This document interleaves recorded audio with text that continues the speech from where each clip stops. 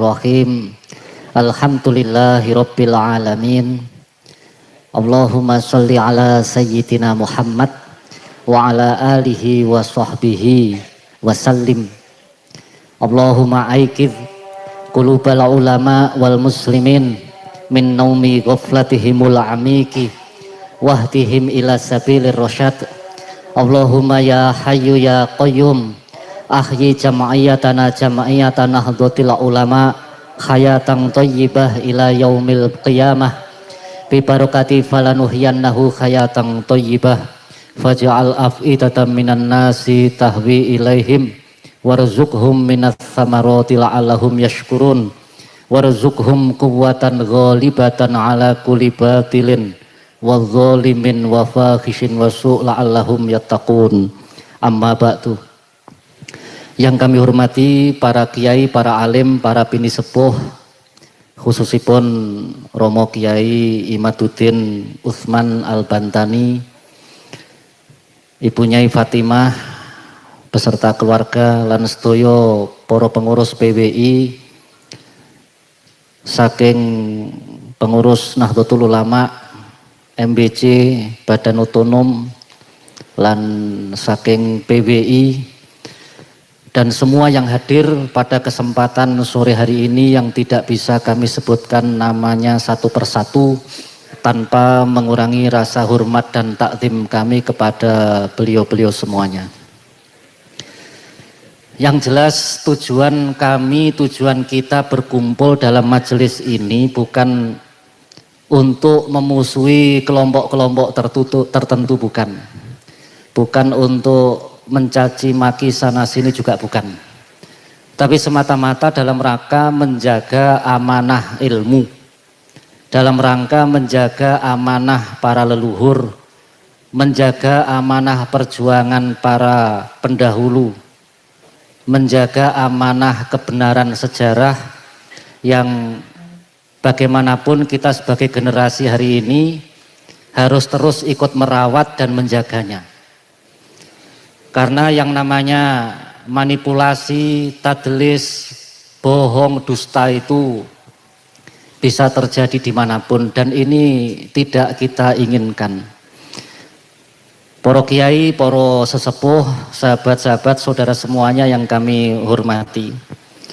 Nanti untuk detailnya Romo Kiai Imaduddin yang akan menyampaikan, kami hanya sekedar menyampaikan beberapa fenomena lokal yang sudah cukup lama kami amati ya.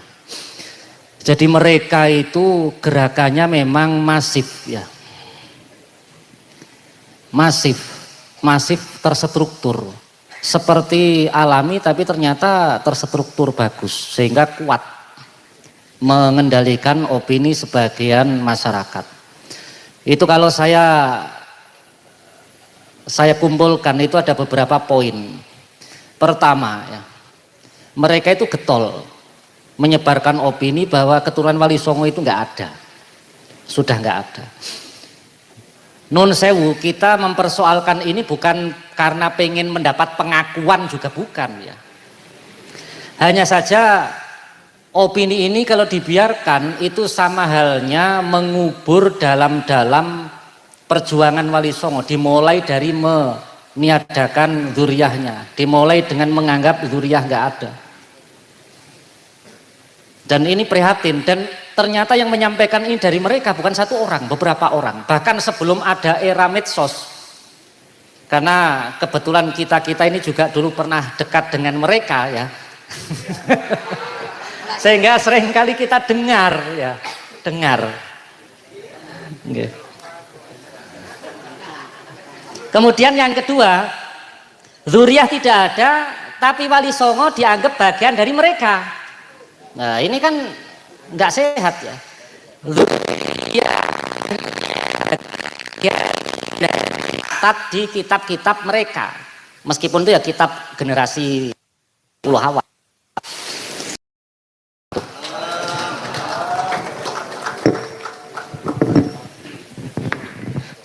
Terima kasih matur nuwun dumateng Yai David Fuadi nggih.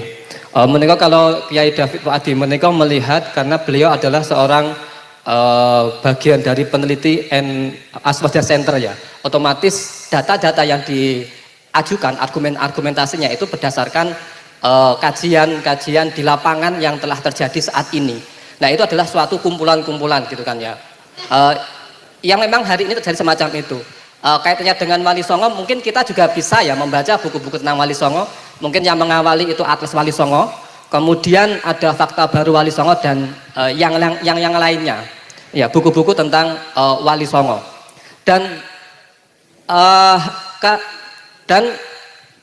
hari ini kita akan membedah itu menika dumateng ngarsanipun Kyai Haji Imaduddin Utsman Al-Bantani nggih. Menika ugi menulis suatu karya ilmiah yang sangat luar biasa gitu kan ya, berdasarkan data-data yang dianalisis oleh beliau dumateng Romo Kyai Haji Imaduddin Utsman Al-Bantani kasumanggaaken.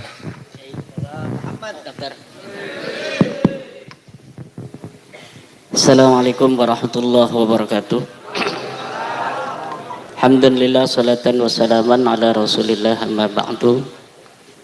Maka yang saya hormati Ibu Nyai Ayu Fatimah dari keluarga besar dalam Tawang Sari, Raden Mas Abdullah Muhsin Subhin ya, Dr.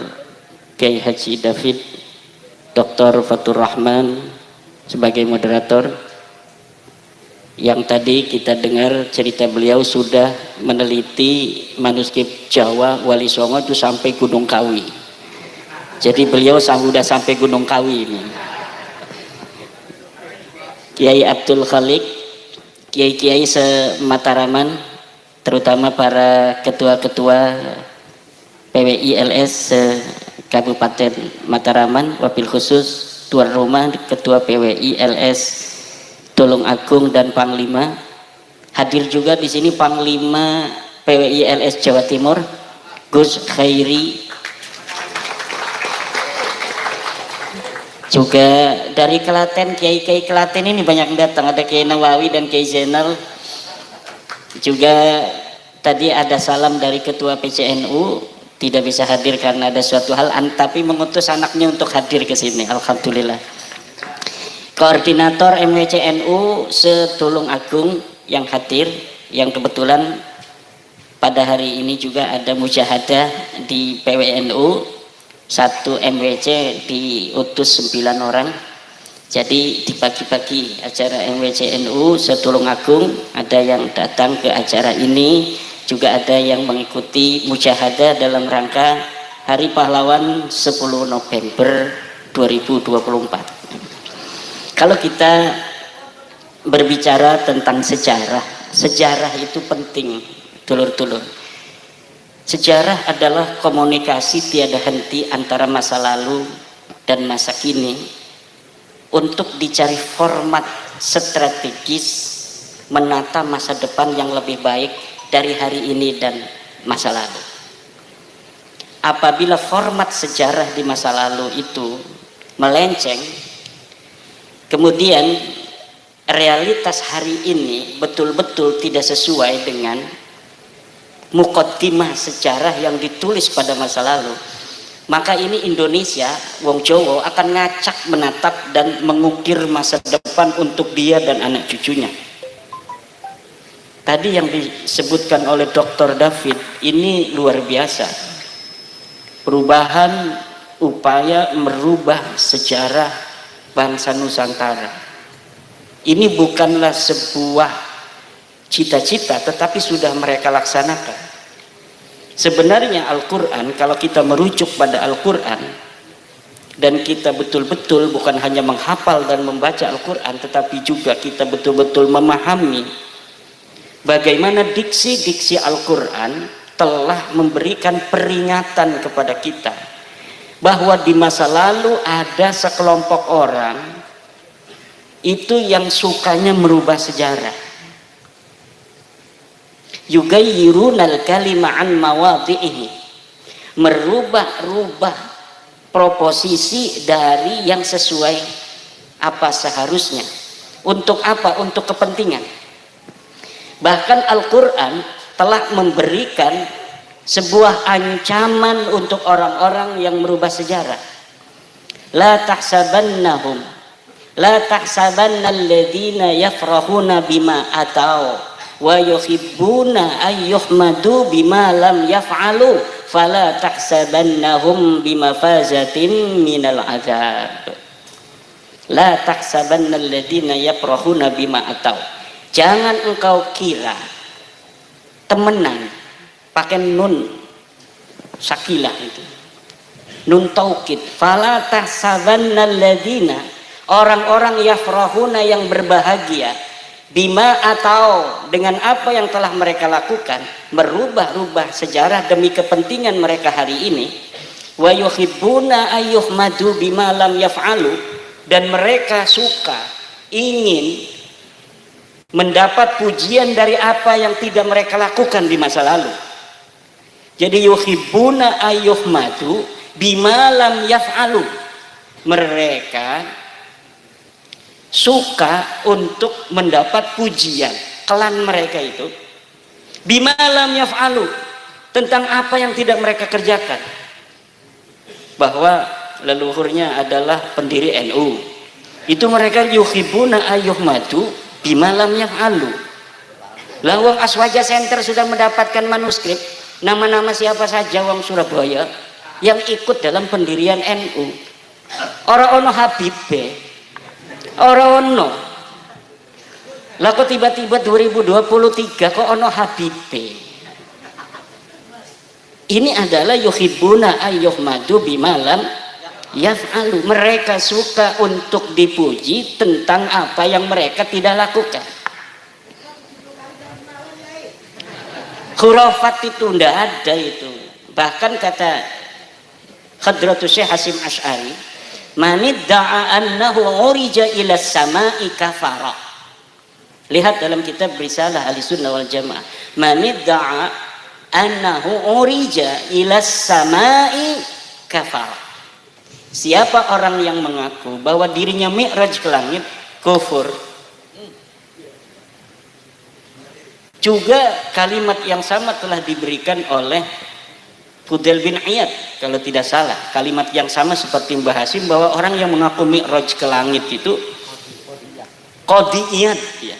Qadhi Iyad mengatakan hal yang sama dengan Mbah Hasyim, bahwa orang yang mengaku dirinya itu mi'raj ke langit itu kufur. Apalagi sampai 70, kufurnya 70 kali.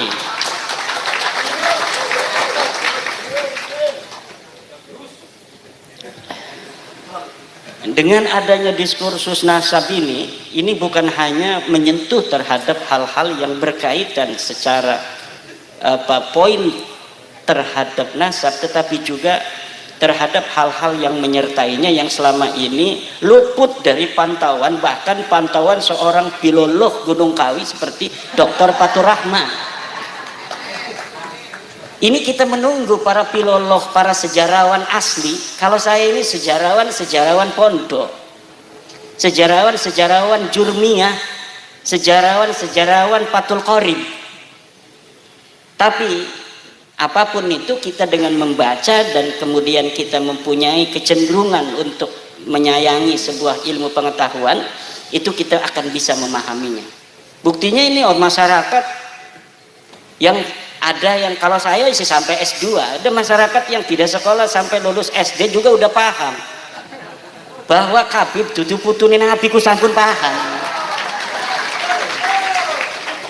Ada yang tidak pakai kajian ilmiah, ada yang nggak pakai kitab nasab, cukup dengan hati gitu.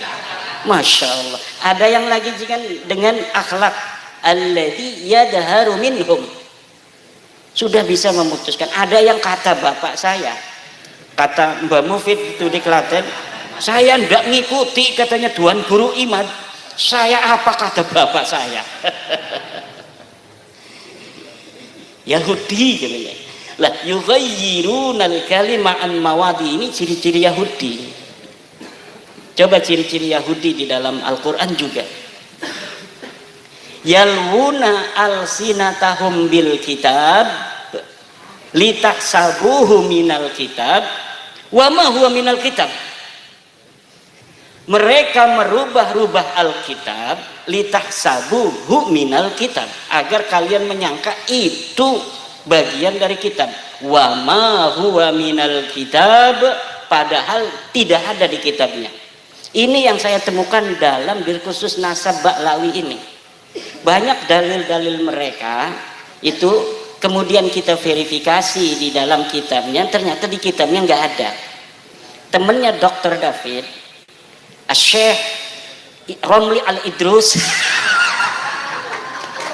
di Aswaja Center Jawa Timur itu pernah berdalil dengan kitab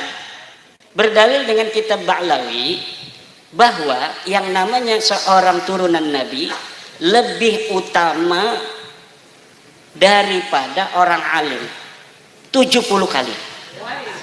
Itu ada di dalam kitab Ba'lawi, dan di dalam kitabnya itu mengatakan, namanya Zain bin Smith, bahwa itu adalah ucapan dari Imam Ibnu Hajar Al-Haytami di dalam kitab Fatawinya. Kemudian saya cross check, ahwa minal kitab, apakah dia ada dalam kitab? Ketika saya lihat di dalam kitab Ibnu Hajar, 180% atau 180 derajat apa yang dikatakan itu berbeda. Bahkan kata Ibnu Hajar, orang alim lebih utama daripada turunan Nabi.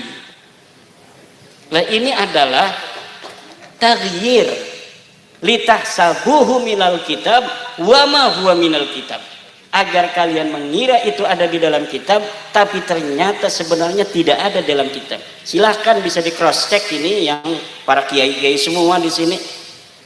Coba nanti lihat dalam kitab Fatawi bagaimana Ibnu Hajar Al-Haytami berpendapat tentang bagaimana keutamaan, siapa yang lebih utama antara orang syarif yang bodoh dengan seorang alim.